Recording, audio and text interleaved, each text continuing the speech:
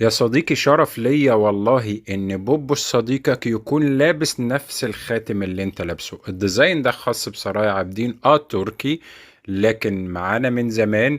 ومش بنطلعه بأي موديل، بنطلعه بحجر فيروز فقط، فيروز سيناوي او ايراني او نيشابوري. لكن انا بحب اعمله على الفيروز السيناوي، بيطلع بهذا الجمال. ونقطة يا شباب، نصيحة أرجوكوا، اللي مش عارف حجر ما يشتريش قبل ما يعرف معلوماته. هل الحجر ده متين؟